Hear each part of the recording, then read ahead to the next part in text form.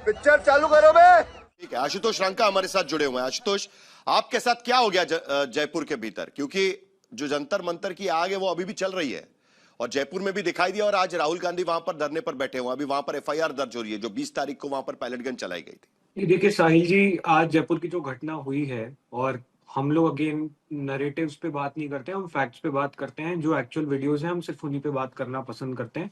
बाकी जिसको जो बोलना है वो बोल सकते हैं। नरेटिव तो पिछले 12 साल से इस देश में फैल ही रहे हैं। सारे वीडियोस ऑन रिकॉर्ड हैं, सारे वीडियोस मेरे ट्विटर हैंडल पे हमने डाले हुए हैं।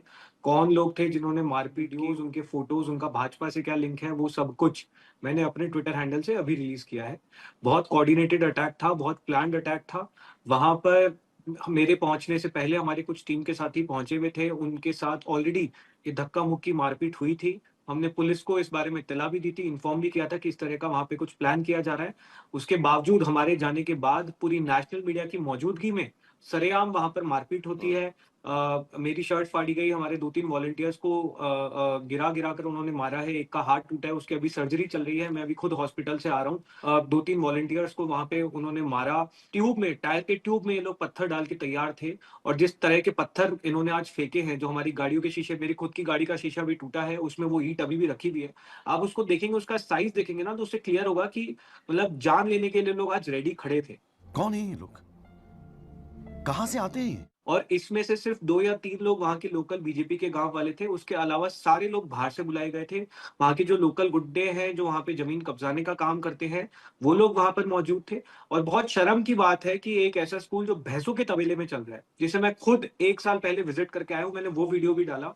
वो स्कूल हम सिर्फ ठीक कराने की बात कर रहे थे, ये लोग इस लेवल पर गिर चुके हैं कि भैंसों के तबेले में स्कूल चलता रहे, उसकी कोई दिक्कत नहीं है, लेकिन वो स्कूल ठीक ना हो जाए, कोई उस स्कूल को ठीक करने की बात ना करे, ऐसे व्यक्तियों को हम मारने के लिए तैयार हैं। इस लेवल पे बीजेपी गिर चुकी है, पूरा देश देख रहा है।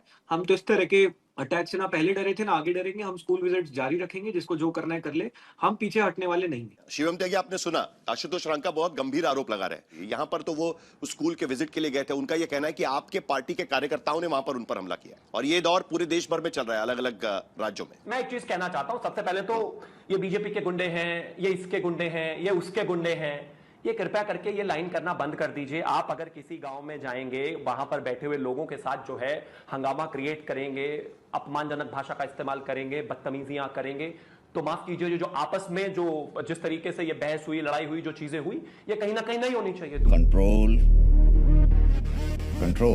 दूसरी एक और भी बात है, मैं अगर कहीं पर किसी विषय पर जा रहा हूं और मुझे लगता है कि ऐसी कोई स्थिति बनी है, तो जाहिर है कि इन्होंने कोई थाने में जाकर, पुलिस स्टेशन में जाकर कोई तहरीर दी होगी, कोई दिक्कत कही होगी, कोई बात बताई होगी। भैंस के तबेले में स्कूल चल रही थी, किसी भी विषय को लेकर जाता है और उसको ऐसा लगता है भैंस के तबेले में स्कूल चल रही थी, 12 लाख रुपए ऑलरेडी। आशुतोष रंका जी राजस्थान के जयपुर जिले के बगरू क्षेत्र में रामपुरा कवरपुरा गांव में गए, जिस स्कूल के लिए बात कर रहे हैं, उस स्कूल के लिए ऑलरेडी 12 लाख रुपया सैंक्शन हो चुका है। राजस्थान में गांव वाले कह रहे थे कि हमारे लोगों को आपका ये कहना है, नहीं आपका ये कहना, शिवम त्यागी आपका ये कहना है, अगर मैं समझ रहा हूं तो आपका ये कहना है कि गांव वाले वहां पर कह रहे थे कि हमारे स्कूल, हमारे गांव में भले भैंस के तबेले में स्कूल चल जाएगा, लेकिन बाहर के लोग आके यहां पर ये नहीं कह सकते कि भाई ये इस तरीके से स्कूल नहीं चल सकता। यही है ना बेसिकली, ये लॉजिक जाता है उस पे। हालांकि उनका कहना है कि वहां पर जो कार्यकर्ता है उसमें बीजेपी के कार्यकर्ता, बिल्कुल साहिल जोशी जी ने जो कहा वो बिल्कुल उनके शब्द हैं, ना ही मैंने ऐसा कहा और ना ही वहां के गांव वालों ने। मैं पूछ रहा हूं, गांव वालों ने ये मतलब नहीं है ना गांव वालों का। आए थे जब वो यहां पर माहौल, मैं बता रहा हूं, तो मैं वीडियो भी सुनाया आपको और बता भी रहा हूं। उन्होंने कहा कि 200-250 लोग यहां पर आए थे, वहां पर गांव के लोग पहले से ही मौजूद थे, उनके साथ जब आपस में बातचीत हुई, आर्ग्यूमेंट हीटेड हुआ, हमने कहा वापस चले जाइए, नहीं गए। जवाब दीजिए। बात को लेकर दोनों पक्षों में खींचातानी हुई, रस्साकशी हुई। रुक, तेरे को बताते तेरी माँ की अभी मजा आएगा ना भिड़ो। ये भाई साहब जो कह रहे हैं, सबने वो वीडियो देखा है कि हमारे 200-250 लोग थे कि कितने लोग थे। और दूसरी बात ये कह रहे हैं कि वो गांव वाले, तो मैं इनसे पूछना चाहता हूँ, गांवों में कौन रहता है? किसान मजदूर गरीब आदमी रहता है। कौन किसान मजदूर गरीब आदमी चाहेगा कि उसके बच्चे तबेलों में पढ़े? और ये जो कह रहे हैं कि भाई, तो पिछले साल मैं और आशुतोष जी, रेखा शर्मा जो सांगानेर से ही है, हम सब लोग वहां गए थे 1 साल पहले। वहां पहले भी वही स्थिति थी, उसी तबेले में पहले भी बच्चे पढ़ रहे थे और आज भी बच्चे वहीं पढ़ रहे हैं। आज हम फिर से वहां जा रहे थे, हमारे साथी। और ये जो अभी इन्होंने एक बात और कही थी महिलाओं के सम्मान की, कि महिलाओं पर अत्याचार हुए, हम पहले भी महिलाओं के लिए बोले थे कि महिलाओं पर जो अत्याचार हुए वो किसी भी सूरत में बिल्कुल बर्दाश्त करने लायक नहीं है, वो बहुत निंदनीय है। आज भी सेम ऐसे ही हुआ, जब बीजेपी के कुछ गुंडे हमारे युवा साथियों को रोकने के लिए पहुंचे तो उन्होंने महिलाओं के साथ बदतमीजी की। रेखा शर्मा जो सीजेपी की वॉलंटियर है, उनके भी कंधे में चोट आई है, उनके साथ भी धक्का मुक्की की। तो ये महिलाओं के सम्मान की बात है, बीजेपी के लोग बिल्कुल ना करें, क्योंकि ये इन लोगों के लिए महिला सम्मान का कोई मतलब नहीं बनता है। तुम चुल्लू भर पानी में जाके डूब के मर जाओ। गुरदीप सप्पल, आखिरकार ये अब जुडिशियल कमेटी जो बनाई गई है सुप्रीम कोर्ट की तरफ से, उसी पर अब सवाल खड़े हो रहे हैं। राहुल गांधी आज क्यों गए थाने? क्योंकि साहिल जिनको पैलेट गन से चोटें लगी, उनकी आंख चली गई, वो दर दर धक्के खा रहे थे पिछले कई दिन से कि उनकी एफआईआर रजिस्टर हो जाए, और कोई उन पे ध्यान नहीं दे रहा था, उनकी एप्लीकेशन ले नहीं रहा था। इसलिए राहुल गांधी गए। आज बीजेपी बोल रही है कि कांग्रेस की अराजकता है। आप मुझे बताइए कि अराजकता क्या होती है? अराजकता होती है कि आप देश के कानून को नहीं माने। देश के कानून के तहत ये राइट है, ये अधिकार है कि अगर कोई विक्टिम है उसकी एफआईआर रजिस्टर होनी चाहिए। बीजेपी के नेता, खुद मोदी, खुद अमित शाह सब जगह कहते आए हमने 0 एफआईआर की व्यवस्था कर दी, देश में कहीं से भी कोई भी व्यक्ति एफआईआर ऑनलाइन कर सकता है। और यहां एक व्यक्ति की आंख चली गई, उसके शरीर छलनी हुआ पड़ा है, उसको एफआईआर आप करने नहीं देंगे। और ये जो बात बोली कि सुप्रीम कोर्ट ने कमेटी बना दी, सुप्रीम कोर्ट की कमेटी तो कल आई, ये तो पिछले कई दिनों से धक्के खा रहे हैं, कई हफ्तों से धक्के खा रहे हैं, तब क्यों नहीं किया? आज कमेटी का आप बहाना लेंगे। तीसरी बात, कमेटी ने तो कल अपने आदेश में स्पष्ट कहा कि दिल्ली पुलिस स्वतंत्र है अपनी जांच को जारी रखने के लिए और अपनी कार्रवाई को जारी रखने के लिए। कमेटी ने वो रोकी नहीं है, तो फिर दिल्ली पुलिस ये क्यों नहीं ले रही है आज?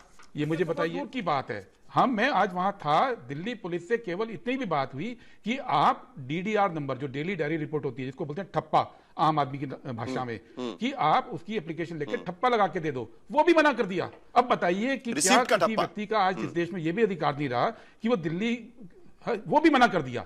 क्यों मना किया? भाई दिल्ली पुलिस को अगर कमेटी की बहाना था तो आप उसकी एप्लीकेशन लेते, एफआईआर करते और सुप्रीम कोर्ट वाली में मिला देते। इसको कौन रोक रहा है? लेकिन समस्या क्या है कि ये जो लड़का साहिल है, ये 13 तारीख तक शांत बैठा रहा कि संसद में इस बारे में कोई जवाबदेही तय होगी। जब वो नहीं हुई तो 14 तारीख से वो थक हार कर पुलिस में एफआईआर कर ले गया, और आज राहुल गांधी के पूरा दिन बैठने के बावजूद उसकी एफआईआर दर्ज नहीं हो रही है देश के अंदर। तो आप इसको किसी तरह से जायज नहीं ठहरा सकते हैं। जेपी नड्डा जी कह रहे हैं राहुल गांधी जवाब दें। भाई राहुल गांधी क्या जवाब देंगे? राहुल गांधी तो यही पूछने गए हैं कि आप इसकी एफआईआर क्यों नहीं दर्ज कर रहे हैं। सरकार में राहुल गांधी नहीं है, सरकार में जेपी नड्डा की पार्टी है। उनको बताना है कि क्या वो तो जवाब इस बात पर मांगने की कोशिश कर रहे हैं करने का अधिकार रहा कि नहीं गुरदीप रहा। जी, लेकिन अब मेरे जरा ओरिजिनल सवाल का भी जवाब दे दीजिएगा, क्योंकि अभी अभी खबर आई थी पवन खेड़ा एक लाइन दे दीजिए। हम मुद्दा डिफ्लेक्ट नहीं कर रहे हैं। मैं आता हूं ना उस पर। हम नहीं फंसे। बीजेपी फंसी है वंदे मातरम के इशू पे। उनको उम्मीद ही नहीं थी कि कांग्रेस क्लियर कट स्टैंड लेगी। बीजेपी फंसी है इस मुद्दे पे, वो बचना चाह रहे हैं, वरना वो सीधे सीधे एफआईआर ले लेते, मुद्दा ही ना खड़ा होता। सही पकड़े हैं। बीजेपी बचना चाह रही है एफआईआर पे, क्योंकि उनके जो तो सीधा चैलेंज है आपका कि अगर बीजेपी को लगता है कि गलत आप कर रहे हैं तो सीधा एफआईआर दर्ज कर लेना चाहिए कुल मिलाकर वंदे मातरम के मुद्दे पर। लेकिन आप जरा इस मुद्दे पर भी बता दीजिएगा, तो कोई गुजरात हाईकोर्ट का चीफ जस्टिस है, इसीलिए उस कमेटी पर आया है, और इसी की वजह से आपको लगता है कि ये कमेटी अनबायस्ड नहीं होगी और जांच ठीक से नहीं होगी, यही आपका कहना है, राइट? अगर मैं सही तरीके से उसको समझ रहा हूं तो। देखिए, बहुत पुरानी कहावत है, बहुत पुरानी कहावत है कि न्याय होना जरूरी नहीं, न्याय होते हुए सही से दिखना भी जरूरी है। अब इस सरकार को सुप्रीम कोर्ट के जज हो या कहीं के कॉन्ट्रैक्टर हो, कहीं ठेका उठाना हो, कोई बिजनेस देना हो, सब गुजराती ही क्यों मिलते हैं? पूरे देश में कोई और है नहीं क्या? और दूसरी बात, वही जज क्यों मिले जो उमर खालिद के केस में, जिनका रिकॉर्ड पूरे देश के सामने है? इनकी पर्टिकुलर क्राइटेरिया क्यों है भाई? ये तो जवाब ये लोग देंगे ना। क्या पूरे देश में और कहीं के जज नहीं थे? क्यों नहीं ये इस बात को दिखाना चाहते कि हम जो है न्याय कर रहे हैं? न्याय करना और न्याय को कंट्रोल करने की कोशिश करना, ये दो अलग अलग बातें हैं साहिल जी। हमारा स्पष्ट कहना है, न्याय होते हुए दिखना भी जरूरी है। अगर वो नहीं दिख रहा है तो फिर सवाल उठेंगे। अभी तक एक महीना 1 दिन हो गया, देश को यह नहीं मालूम कि पैलेट गन चलाने का आदेश किसने दिया था।